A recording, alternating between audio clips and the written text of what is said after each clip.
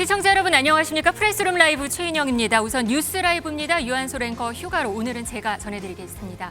국내 주식시장부터 보겠습니다. 코스피, 코스닥 모두 상승세로 출발했습니다. 지난 주말 뉴욕 증시는 파월 의장이 금리 인하를 할 수 있다는 신호가 나오면서 모두 큰 폭으로 올랐는데요. 그 영향을 받는 모습입니다. 코스피는 3,200선까지 올랐습니다. 이번 주 경제 일정 전해드리겠습니다. 이번 주 목요일인 28일에 한은 금통위가 열려서 기준금리를 결정합니다. 지난달 기준금리는 2.5%에서 동결이 됐는데요. 이번엔 어떨까요? 시장에서는 집값과 가계대출이 불안한 만큼 동결할 것이라는 의견, 아니면 6.27 대책으로 대출 급증세가 일단 꺾였으니 경기에 초점을 맞춰 인하할 것이라는 의견 엇갈리고 있습니다. 한은은 이날 새 경제 전망도 내놓는데요. 올해 성장률 기존 전망치를 소폭 올릴지 주목됩니다. 수요일에는 통계청이 지난해 출생 통계를 발표합니다. 저출산이 심각한 이슈인데 지난해 출생 현황을 종합적으로 보여줍니다. 금요일에는 7월 산업활동 동향이 발표됩니다.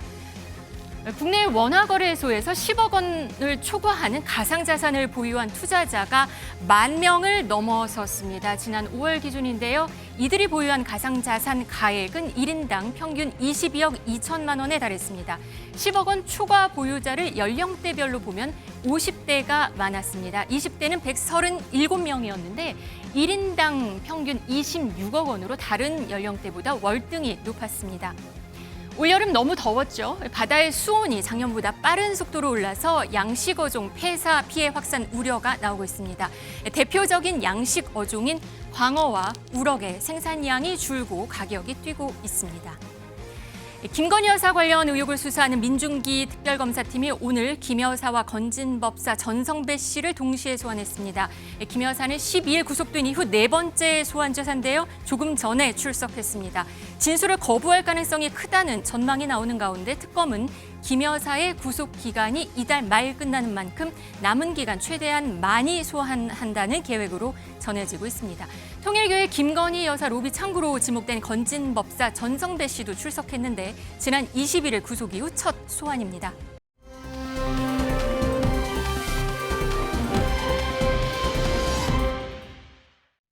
네, 이번엔 경제 라이브입니다. 이원덕 국민대 일본학과 교수, 고란 경제전문기자 나왔습니다. 어서 오세요. 네, 안녕하세요. 네, 오늘은 한일, 한미 정상회담 소식 전해드리겠습니다. 이재명 대통령은 1박 2일 일본 일정을 마치고 이 시각 현재는 미국에 도착했는데요. 우선 한일 정상회담 어땠는지 정리해보겠습니다.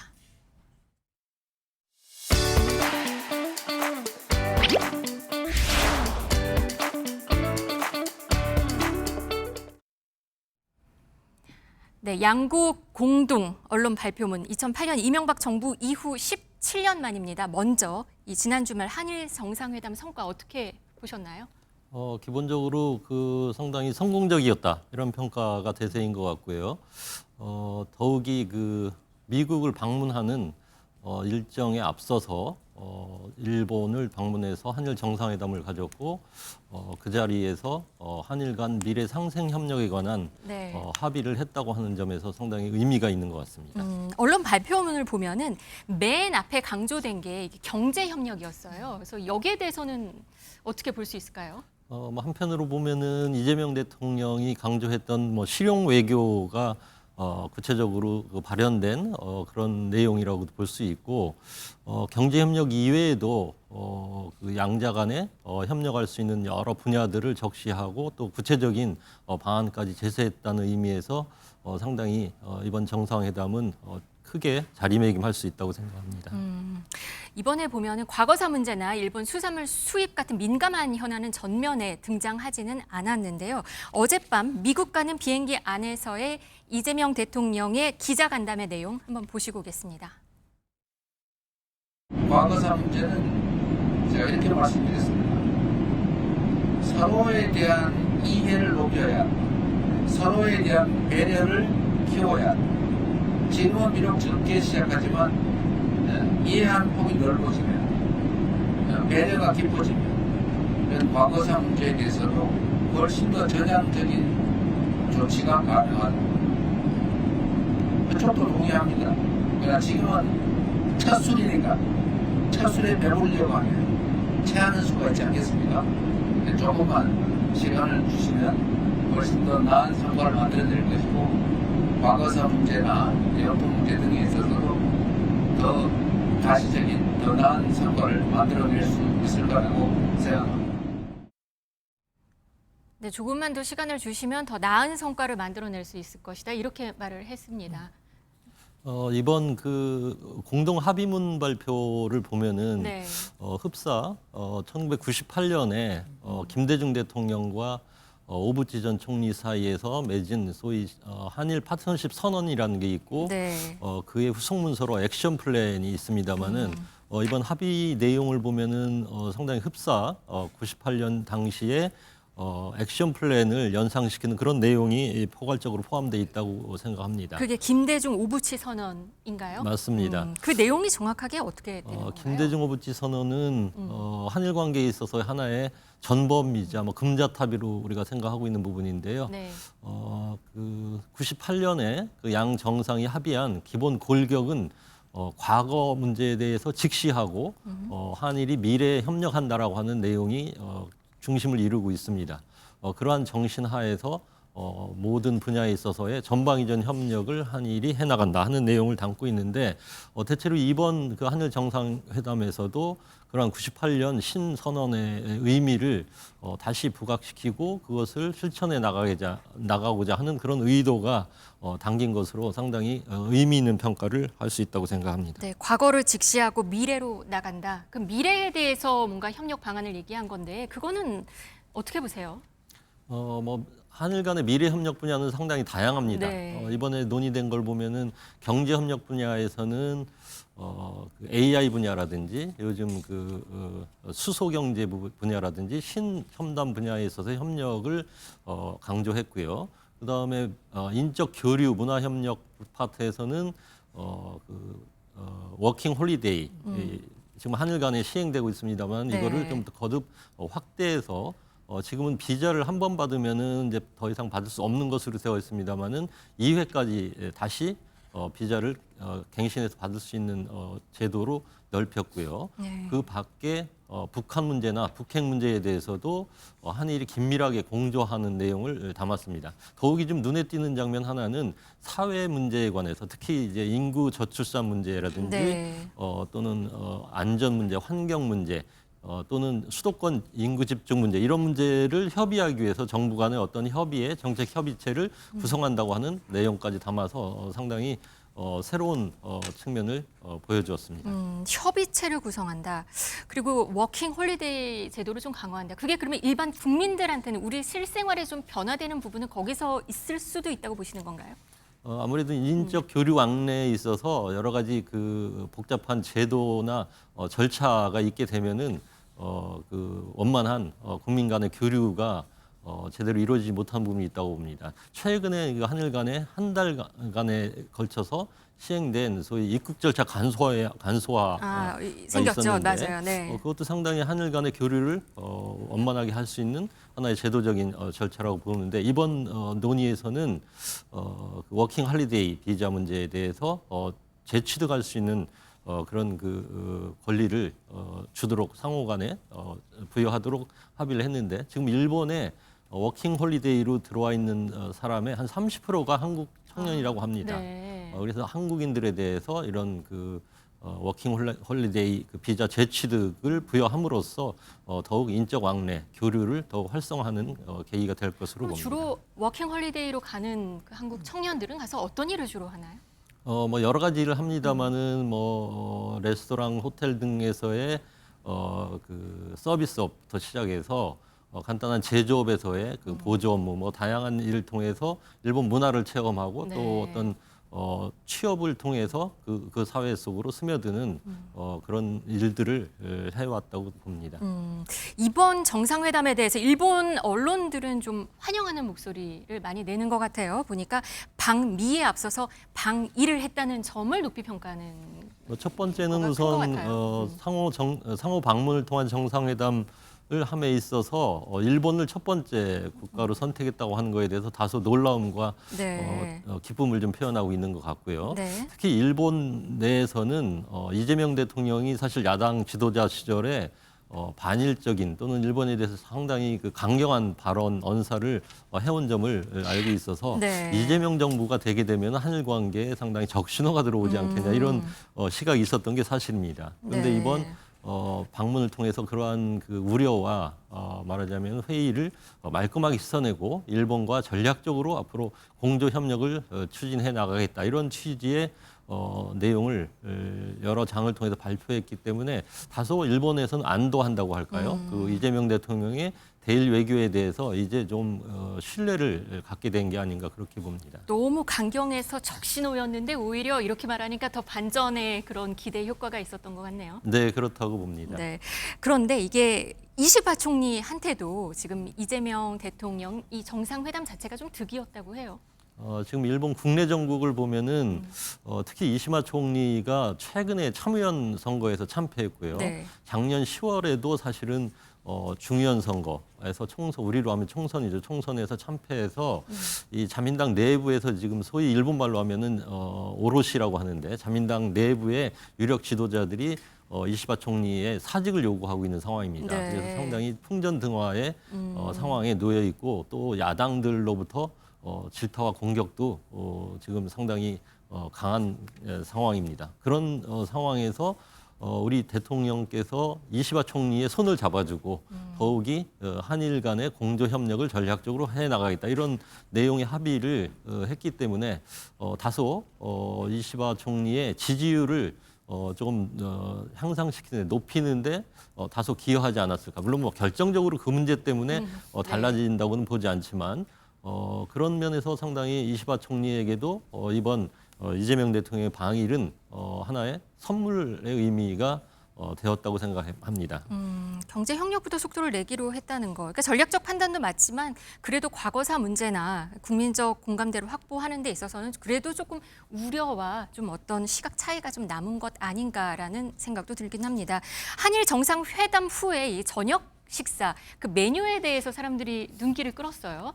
네, 카레 그리고 안동식 찜닭 나왔어요. 네. 뭐 재미있는 프로토콜이라고 생각하는데요. 네. 그 이재명 대통령의 고향인 안동의 그 명물인 안동 찜닭이 나왔다고 그러고 또 이시바 총리는 돛도리현 출신의 총리입니다. 그래서 네. 돛도리 그 맥주가 곁들여졌다고 그러고 또 안동 소주 또 이시바 총리가 그동안 상당히 좋아했다고 하는 카레, 이시바 카레가 선보였다고 합니다. 아마 이시바 이것은 카레는 좀 다른 건가 봐요. 이시바 총리가 젊은 시절부터 네.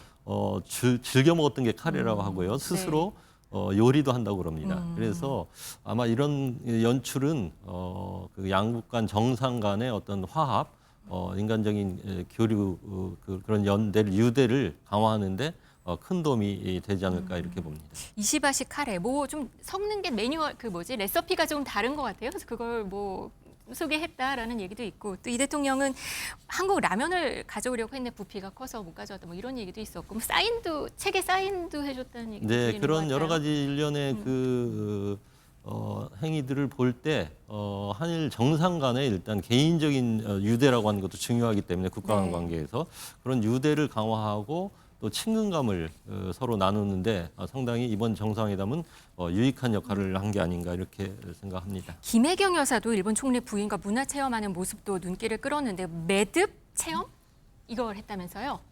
뭐 그지 의미를 부여하자면 한일 간은 여러 가지 지금 과거사 문제를 비롯한 갈등 요인도 없지 않다고 보는데 네. 이러한 갈등을 좀 봉합하고 하나로 꿰어가지고 그런 갈등을 극복하는 하나의 프로세스를 상징적으로 보여준 뭐 그런 연출이다 이렇게 생각할 수가 있겠습니다. 네. 이시바 총리는 그리고 이 대통령에게 트럼프 대통령을 만난 경험담을 또 전달했다고요? 예, 이번 그 사실 한일 정상회담은 타이밍적으로는 상당히 절묘했다고 보는 것 중에 하나가 우리 그 대통령께서 25일 그러니까 이제 오늘 밤이겠네요. 네. 그 트럼프하고의 말하자면 정상회담 대자를 앞두고 있습니다. 이 과정에서 동경을 경유해서 간다고 하는 데는 두 가지 의미가 있다고 보는데 하나는 한일 간 원팀을 만들어서 뒷배를 좀 크게 한다. 말하자면 대미 협상력을 제고시키는 측면이 하나 있고 네. 바로 두 번째가 지금 앵커께서 말씀하신 그 부분인데요. 지금 트럼프 2.0 시대에 한국과 일본은 경제적으로나 안보적으로 상당히 동병상련의 입장에 있습니다. 동병상련이요. 같은 네. 입장에 지금 있다고 네. 말할 수 있는데 이시바 총리는 앞서 2월에 소위 미국을 방문해서 정상회담을 열었고요. 네. 또 6월에 카나다에서 다자회담 속에서 트럼프와 대면을 했습니다. 그래서 이 트럼프를 대면했던 이시바의 지혜와 어떤 경험을 전수한다라고 하는 무슨 얘기를 측면에서 했을까요? 여러 가지 아마 돌발적인 그 트럼프의 어떤 외교 행위에 대해서 어떻게 대처하는 게 바람직할 것인가 하는 거에 관한 아마 덕담을 서로 주고받고 지혜를 서로 나누는 그런 대화가 이루어졌을 것으로 봅니다. 네, 이번 회담은 단순한 한일 관계 개선을 넘어서 한미 정상회담으로 이어지는 어떤 교량 역할을 한다는 점에서 중요했는데요. 이재명 대통령 기내 간담회에서 또 이런 얘기를 했습니다. 들어보시죠. 이시바 총리는 매우 우호적으로 우리 대한민국과 미국과 협상에 대해서 많은 조언을 해주었습니다. 예정보다 소인수 회담이 길어진 이유는 사실 거의 대부분 미국과 협상 얘기를 하느라고 지연됐습니다. 물론 다 아는 것처럼 정상회담에서는 그 자리에서 갑자기 얘기되는 사안들은 크게 많지 않고 없는 건 아니지만 그러나 주요 의제들은 사전에 실무선에 협의를 구체적으로 진행을 합니다. 그 과정에서 사실상 타결되는 것도 있고 미세한 부분을 제외하고 불충분하게 타결되는 것도 있고 또 정상 간 대화에서 결정되어야 할 부분도 이렇게 마련됩니다.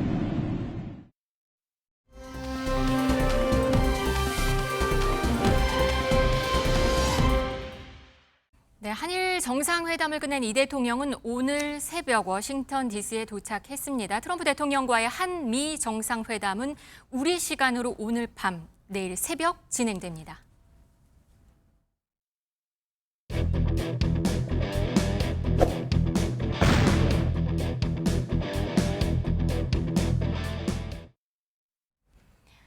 네, 이제 드디어 한미 정상회담입니다. 고란 기자, 먼저 핵심 의제부터 좀 정리를 할까요?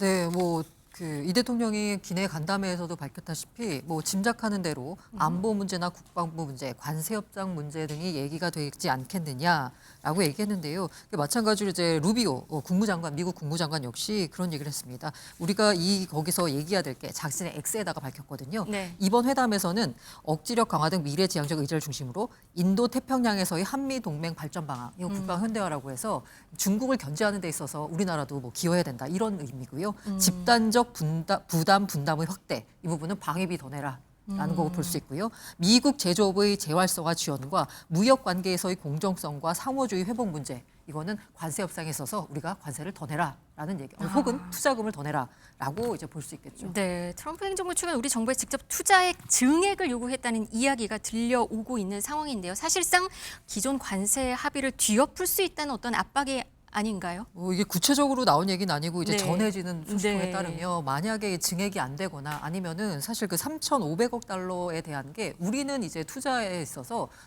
직접적인 투자는 한 5% 정도에 불과하고 네. 대부분은 이제 보증 형태로 나갈 거다라고 네. 해석을 했었는데 미국 쪽은 3,500억 달러가 모두 직접 투자로 이루어지는 거고 거기에 더해서 추가로 투자액을 늘려라라는 식으로 압박을 벼랑 끝 전술로 이거 안 하면 정상회담에 일정에 차질을 빚을 수 있다. 라는 압박까지 나왔다는 얘기가 있습니다. 정확하게 무슨 얘기가 오갔는지는 알 수 없지만 네. 아마 이게 정확하게 조율이 안 된 상태이기 때문에 아마 한미 정상회담에서 정상들끼리 결정을 하게 되지 않을까라는 생각이 듭니다. 지금 조현 외교부 장관이 한일 정상회담을 건너뛰고 미국으로 먼저 갔잖아요. 그것도 직항도 아니고 경유 비행 항공기를 타고 갔단 말이에요. 그래서 사실은 조율 난항 얘기가 좀 들린 상황이에요. 네, 맞습니다. 앞서 말씀드린 대로 이게 고인사들이 정상회담을 차질을 빚어줄 수 있다 이런 식으로 이제 압박을 하니까 실무진 차원에서 급하게 미국으로 달려가서 실무적으로 협상을 하고 있다라는 건데요. 위성락 실장한테 야 지금 의제 다 정해진 거냐? 세부 타율이 다 되겠냐라고 했더니 정상회담을 할 타이밍쯤에는 조율이 될 것으로 기대한다라고 얘기했어요. 네. 그러니까 이 막판까지도 최종 조율을 할 것 같고요. 만약에 그래서까지 조율이 이루어지지 않는다라고 하면 이른바 이제 오버 오피스라고 하잖아요. 거기서 정상들끼리 조율이 이루어질 것 같은데 집무실이요? 네, 그렇게 백악관 집무실? 되면 네. 문제가 뭐냐면 트럼프식 이제 압박이 통하게 되면 즉흥적으로 무슨 일이 벌어질지 모르거든요. 네. 사실 외교에 있어서 정상회담이라고 하는 건 실무적으로 뭐 하는 게 없습니다. 일종의 이제 세러머니 성격이 있거든요. 네. 그런데 이번의 경우에는 세러머니가 아니라 실제로 정상회담에서 뭔가 일이 이루어지게 되면 그 사이에 이제 우리가 트럼프나 아니면 미국 정부의 페이스에 말릴 수도 있지 않을까라는 걱정이 되는 부분이기도 합니다. 네, 그런 우려가 지금 나오는 상황입니다. 그리고 지금 강훈식 비서실장도 미국으로 갔습니다. 위성락 안보실장, 김용범 정책실장 그렇다 치고 비서실장은 보통 대통령 해외 순방 때는 국내에 머무는데 3실장 모두 미국으로 갔습니다. 어제 출국 전에 공항에서 강훈식 비서실장 무슨 얘기를 했는지 들어보시겠습니다. 이번 한미 정상회담은 매우 중요합니다. 그리고 민과 관이 한마음 한뜻으로 한미 정상회담 성공을 위해서 노력하고 있습니다. 저도 한 사람이라도 더 만나고 한마디라도 더 설득할 수 있다면 마땅히 와서 제 역할과 도리를 해야 되겠다고 생각했습니다. 네, 함 실장님이 다 오시는 게 굉장히 이례적이라서 뭔가 협상에 좀 난관에 봉착한 거 아니냐라는. 난관이라는 표현보다도 총력을 다하고 있다, 이렇게 이해해 주시는 게 더 옳은 표현이라고 생각합니다.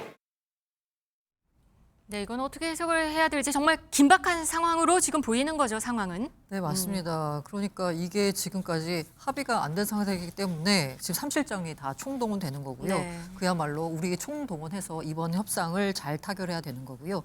이 대통령 입장에서도 이번 그 앞서 말씀드린 대로 이게 실무적인 조율이 이루어지지 않았기 때문에 정상회담 차원에서 뭔가 크게 양보하는 것 없이 우리가 크게 내주는 것 없이 정상회담을 마무리하는 게 아마 중요한 사항이 아닐까라는 생각이 듭니다. 지금 협상 당시에 지난 협상 당시에 나온 게 광우병 촛불 집회 사진까지 꺼내면서 막았던 이 소고기 맞습니다. 이슈가 있었고요. 네네. 쌀 시장 개방 이슈도 있었거든요. 이게 다시 이걸 미국이 다시 꺼내드는 것 아닌가라는 우려가 또 나와요. 그 미국의 트럼프 대통령 입장에서는 말씀드린 대로 이게 실질적으로 얼마를 얻어내느냐도 중요하지만 자신의 유권자들에게 내가 이만큼 얻어왔어라고 하는 이 광고 효과가 큰 거거든요. 자신이 업적을 광고하는데 우리 그 다른 나라를 좀 이용하는 측면이 있거든요. 말씀드린 대로 앞에서 3,500억 달러 증액을 요구하는 것도 마찬가지고요. 특히나 이제 농산물 시장 개방 같은 경우에는 소고기 개방 같은 경우에는 자신들이 뭔가 공고한 지지층이라고 할 수 있는 중서부의 농민들에게 자신 호소하는 거거든요. 트럼프 대통령이 때문에 다시 요구할 수 있다라는 얘기가 나오고 있습니다. 네. 하지만 쌀 시장이나 소고기 시장 개방은 사실 우리 정부 입장에서도 내줄 수 없는 거거든요. 이 자칫하다가는 내부에 반발을 일으켜가지고요. 정권 자체가 위협받을 수도 있는 상황입니다. 때문에 아마 이 부분에 대해서는 아마 양보는 없을 것 같고요. 네. 대신에 과일 등 일부 수입 확대를 고려하는 것 아니냐라는 얘기가 나오고 있기는 합니다. 네, 그리고 외신들 얘기 보니까 주한 미군 방위비 인상 얘기, 네네. 그다음에 중국 견제 문제 이게 최대 쟁점이 될 것이다 이런 얘기를 하고 있어요. 뭐 사실 방위비 인상 문제는 트럼프 일기 때부터 우리가 현재 한 1조 3천억 정도 내고 있는데 그거 10조로 늘려야 된다라는 말까지 할 정도로 한국은 그리고 머니머신이다. 미군 주둔 대가로 더 많은 돈을 내야 된다. 트럼프 대통령이 그런 말을 했었죠. 네, 맞아요. 네. 머니머신이라는 그런 표현까지 썼거든요. 이 때문에 아마 압박이 상당히 심할 것 같고요. 그 가운데서 이렇게 우리 이재명 대통령 같은 경우에는 사실 이런 식으로 이제 미국이 방위비를 늘려라. 그리고 이른바 이제 유연화, 동맹 현대화를 얘기하는 건 중국 견제거든요. 근데 우리 입장에선 중국을 견제하다간 중국이 우리에 대해서 경제적 보복을 할 우려도 있기 때문에 네.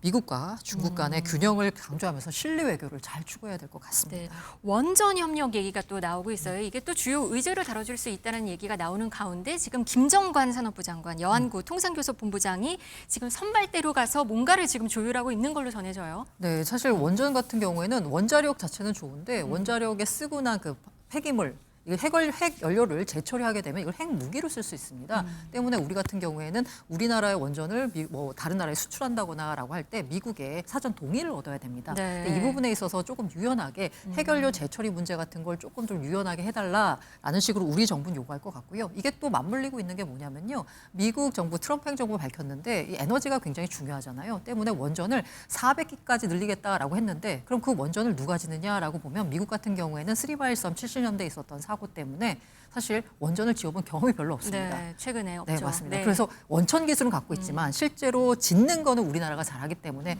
우리와의 협력을 요구하는 상황에서 우리가 뭔가 이걸 좀 지렛대로 활용을 해서요. 그래서 핵연료 재처리 문제 같은 걸 조금 미국으로부터 얻어냈으면 하는 바람입니다. 이재용, 최태원 회장 등 4대 그룹 총수도 지금 다 미국에 가 있어요. 네, 아까 앞서 말씀드린 이제 어제 출국한 것 네, 같더라고요. 맞아요. 3,500억 달러 그리고 에너지 수입 1,000억 달러. 이건 정부의 직접 투자. 우리는 이제 보증이라고 생각하지만 미국은 이제 직접 투자라고 생각하고 있고요. 그게 아니라 기업들이 뭔가 자체적인 투자 계획을 선물 보따리를 들고 갑니다. 이재명 대통령을 측면에서 지원하는 걸 수도 있고요. 기업들 입장에서는 미국 시장에서 살아남기 위해서는 미국 투자를 확대해야 되는데 이참에 선물 보따리를 들고 가서 트럼프 눈에 들겠다라는 심산도 있는 거고요. 네, 외교부 장관, 산업부 장관, 통상교섭본부 장 모두 일본을 건너뛰고 지금 미국으로 간 상황입니다. 그만큼 의제를 조율할 정도로 지금 만만치 않은 한미 정상회담이 될 것으로 예상이 되고 있는 상황인데요.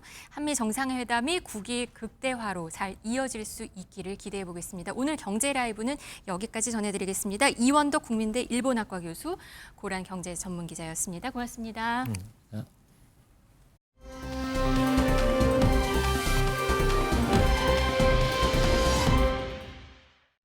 네, 지난주 금요일이었습니다. 이재명 정부 첫 경제 정책 방향이 나왔습니다. 오늘은 이 얘기 한번 해보겠습니다. 이형일 기획재정부 1차관 나오셨습니다. 어서 오세요. 안녕하세요. 안녕하세요. 이게 지난주 금요일에 나온 그 경제 정책 방향, 이게 이름이 경제 성장 전략이었어요. 맞습니다. 일단 핵심 내용부터 좀 정리해 주시죠. 예, 저희가 보면 이제 기본적으로 생산성이 이제 우리 경제가 정체되는 가운데 생산 연령 인구도 지금 줄고 있어서 네. 잠재 성장률이 빠르게 하락하고 있는 추세입니다.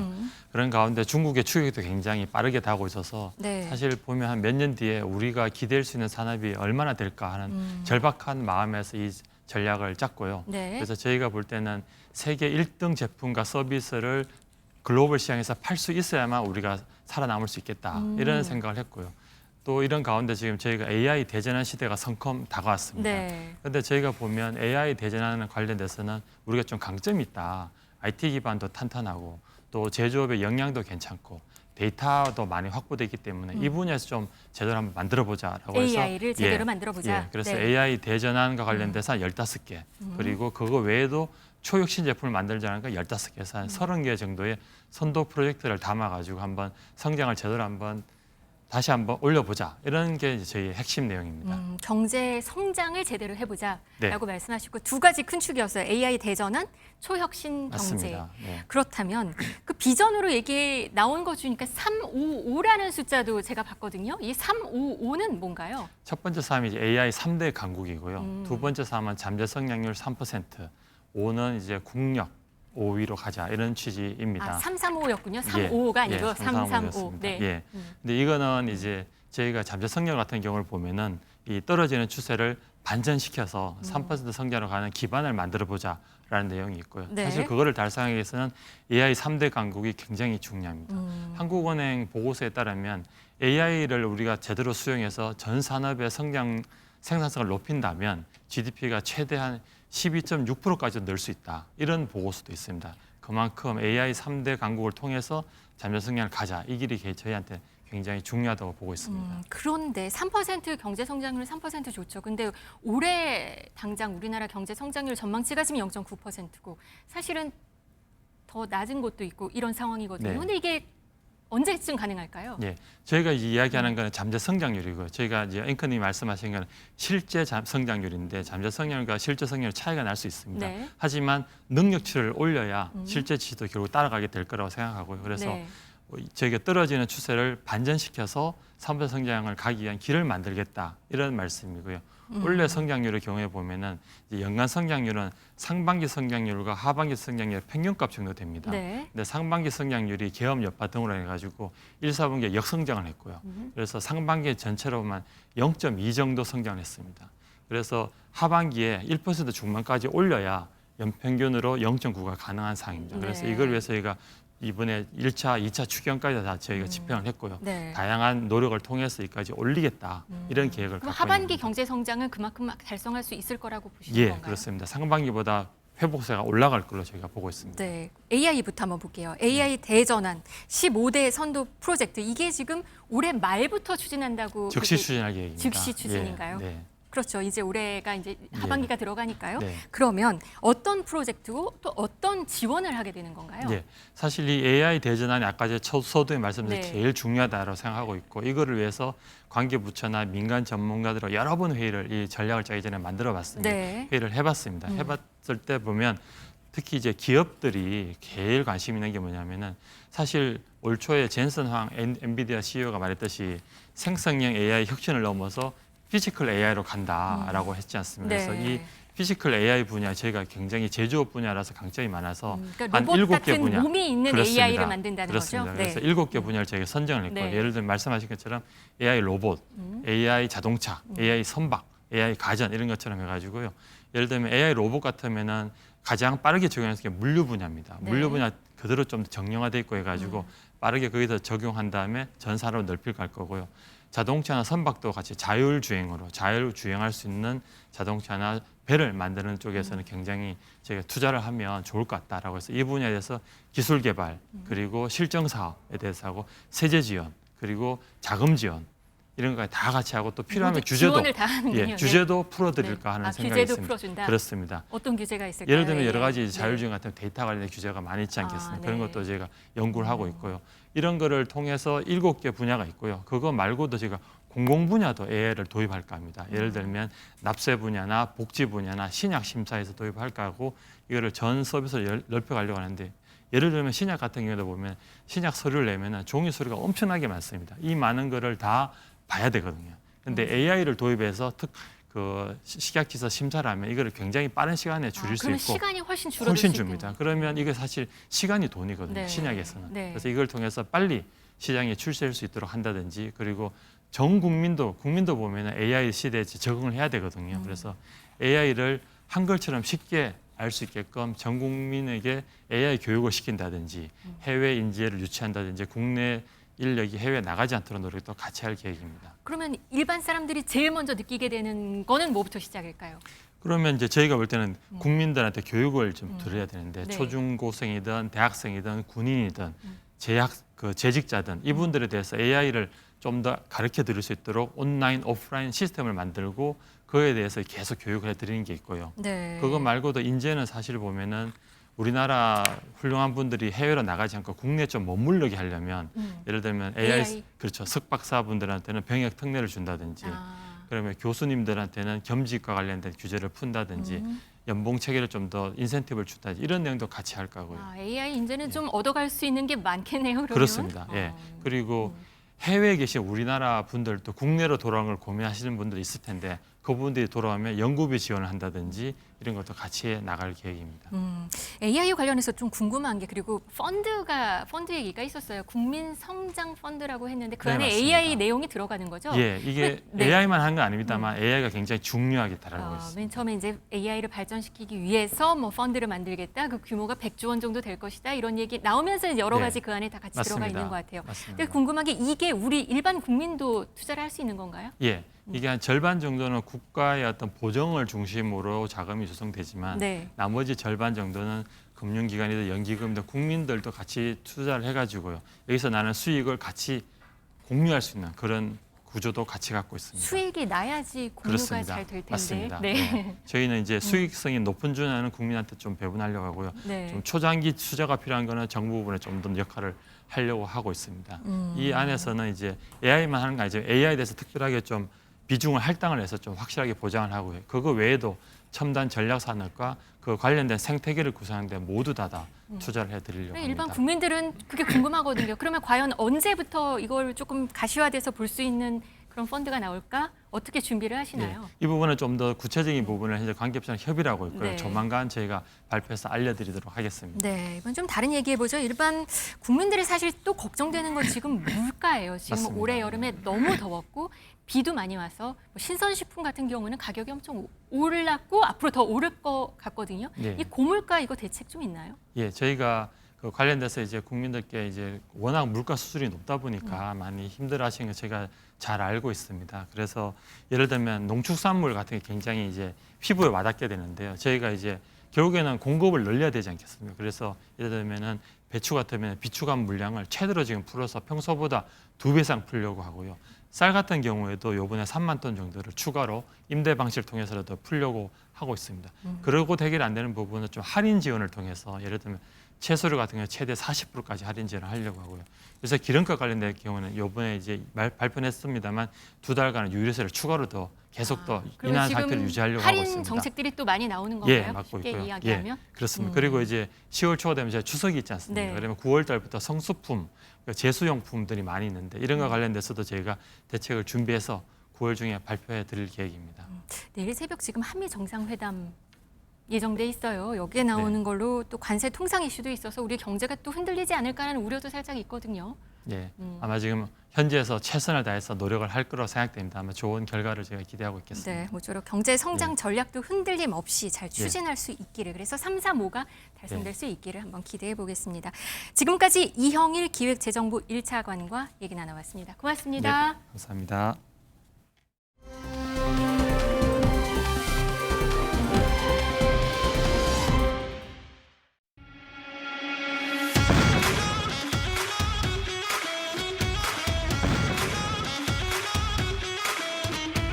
Oh God, I'm going insane. Chasing after you, please don't leave me. I see your heart washing away, and that's how you left me in the cold. It's beautiful how you let me loose. You better run, better run. Your time is out, nothing you can do. Better run, better run. I can't remember when you hurt me so bad, but now the tables turn, apocalypse is coming. I can't remember when you left me so sad, but in the end I learned the rains and hell and angels could be bad.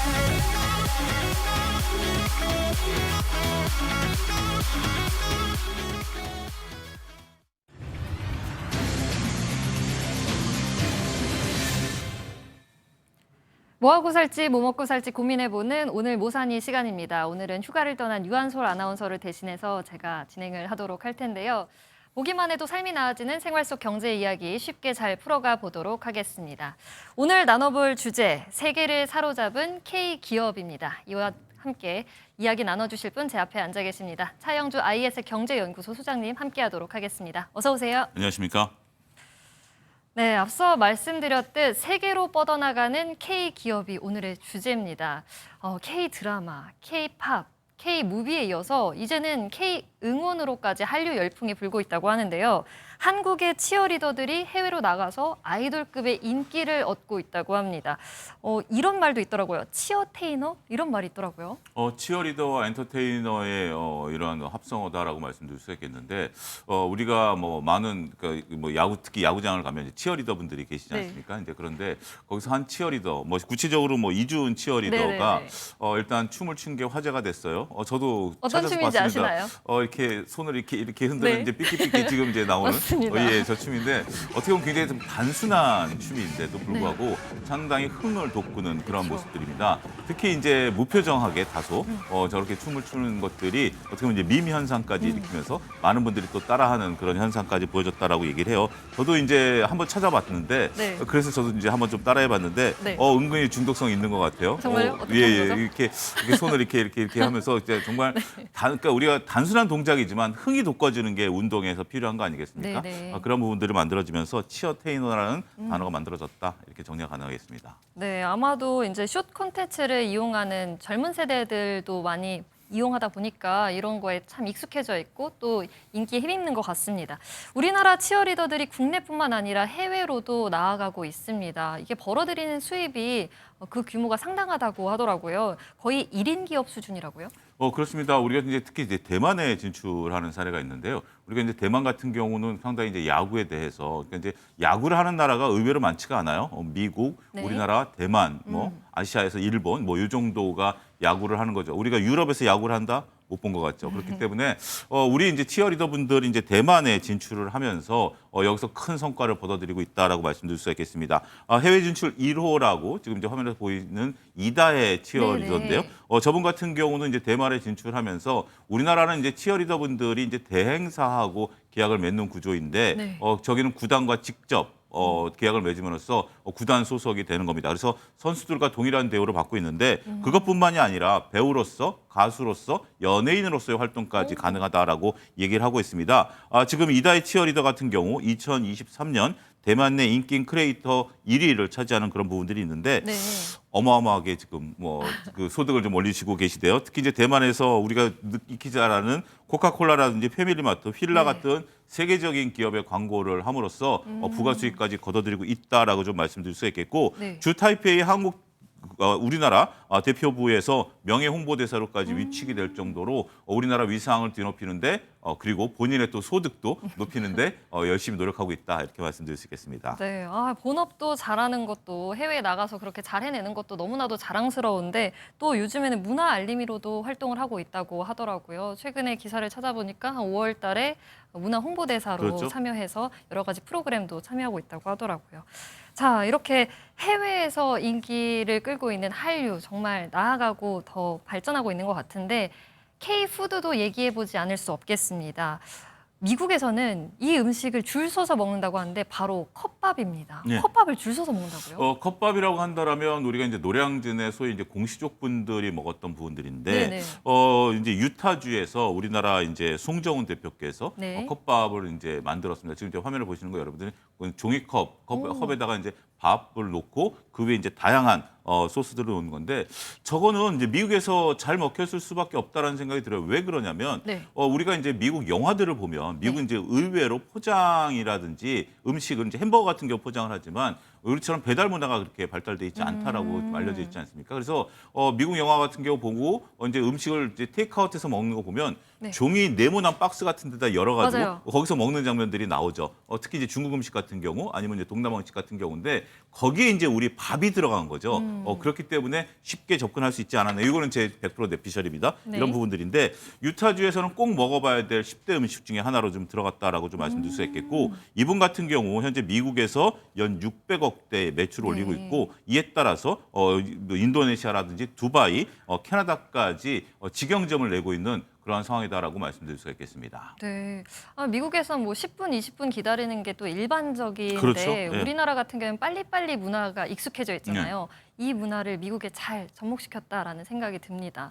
또 이 빨리빨리 컵밥 문화가 적용된 것도 있는데 30초 안에 이 컵밥이 나오게끔 했다고 하더라고요. 그런데 여기에 이 송정훈 대표가 원래 예전에 꿈이 비보이 댄서였던 걸로 알고 있어요. 그래서 네. 여기에 또 접목을 했는지 기다리는 30초 동안 뭔가 손님들을 재밌게 해주는 그런 부분도 있었다고요? 이게 사람 인생이라는 게 참 이걸 저도 보면서 이분의 그 상황을 놓고 보면서 이분이 수학 점수로 3점을 받은 적이 있대요. 학교에서 맨날 잠만 자면서 춤이 너무 좋아가지고 오. 그래서 이제 비보이 대회에서 이제 상도 받으셨던 분인데 지금 체격이 화면에 나오는 게 굉장히 좀 건재하지 않습니까? 네네. 그래서 이제 어쨌든 뭐 이렇게 저렇게 뭐 표현은 그렇겠죠. 먹고 살기 위해서 가게를 차렸지만 처음에는 장사가 잘 안 되니까 네. 기다리면서 네. 자기가 할 수 있는 게 뭐죠? 춤을 추면서 이제 좀 무료함을 달래고 했는데 그런 것들이 오히려 미국 분들의 인기를 좀 끌었고 미국 분들은 밥을 먹으러 오는 건지 춤을 보러 오는 건지 모르면서 이제 즐거운 네네. 이 컵밥 푸드 트럭이 오게 되면 다들 이제 즐거워했다라고 해요. 또 이분이 한국식 서비스를 이제 접목을 시켰습니다. 네. 첫 고객에게는 서비스를 주는 부분들 그런 부분들이 있고 생일날 또 무료로 컵밥을 주는 이벤트 이런 것들을 하면서 소위 한국식의 어떤 서비스 문화, 한국식의 흥 문화 이런 것들을 접목시키면서 사업을 일으켰다 이렇게 말씀드릴 수 있겠습니다. 네. 음식 얘기를 계속 해보겠습니다. 우리가 흔히들 아는 국민 간식, 소울푸드, 떡볶이를 말하지 않을 수 없을 것 같은데요. 해외에서도 이 떡볶이가 굉장히 폭발적인 인기를 끌고 있다고요. 예, 그렇습니다. 저도 해외뿐만이 아니라 오늘 점심을 떡볶이를 먹을까 지금 고민 중에 있는데요. 우리가 이제 떡볶이 여러 가지 이제 브랜드가 있는데 두끼라는 브랜드가 네네. 외국 분들에게 상당히 좀 호평을 좀 받고 있다라고 좀 얘기를 하고 있습니다.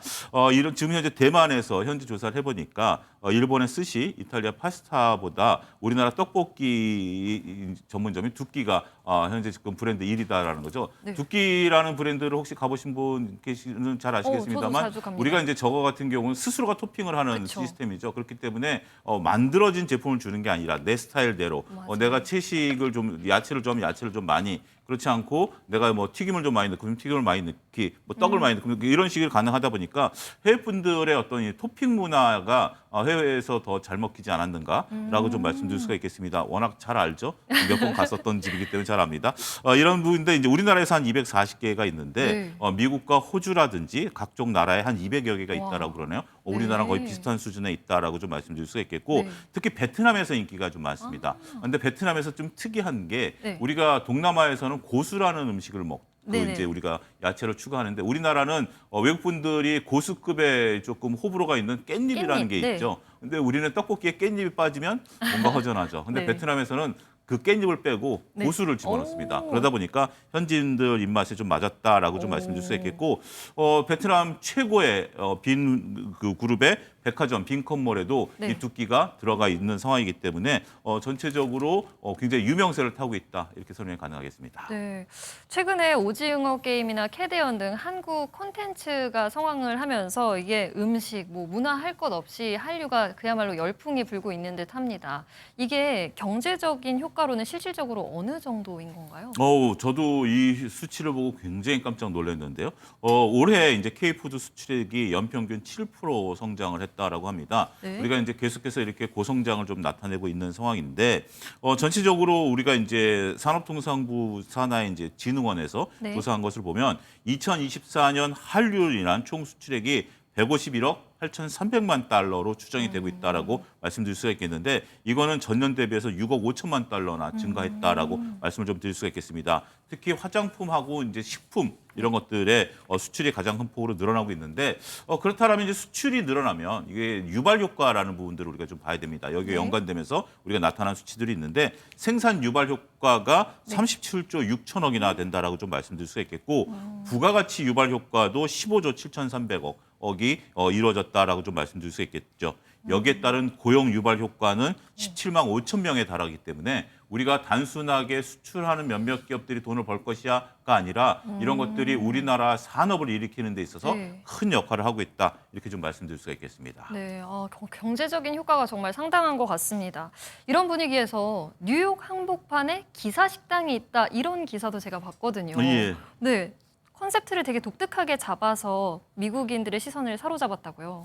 우리 기사식당 한번 가보셨나요? 이제 네. 우리가 오래된 기사식당을 가보면 지금 입장에서 보면 조금 레트로 기분이 그쵸. 좀 나는 게 있어요. 그다음에 이제 우리가 이제 무료 커피 자판기도 있고 이런 그쵸, 건데 그쵸. 이 컨셉 그대로 뉴욕으로 가져갔다라고 합니다. 네. 그래서 소문난 기사식당, 동남 사거리 원조 기사식당 뭐 이런 간판을 내걸고 있고요.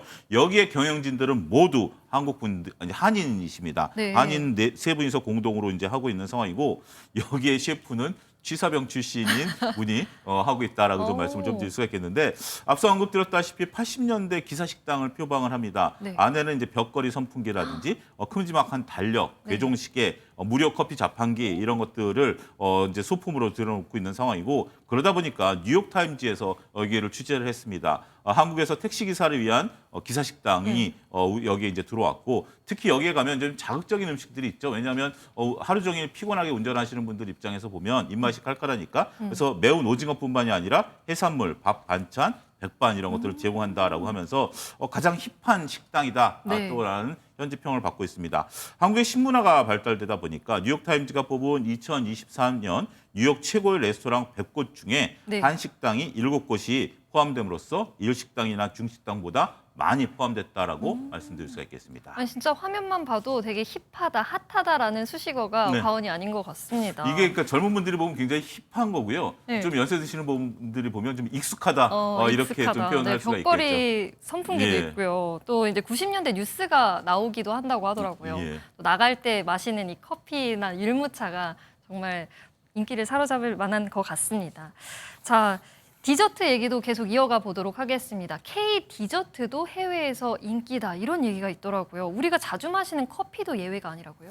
예, 그렇습니다. 우리가 이제 성수동 스타일의 카페가 인기인데요. 특히 이제 우리가 뭐 스타벅스 같은 경우는 거기서 이제 시간을 보내는 게 문화다라는 건데 네. 우리는 테이크아웃이 이제 주로 되지 맞아요. 않습니까? 그래서 테이크아웃식이 오히려 더 인기를 끌고 있다라고 하네요.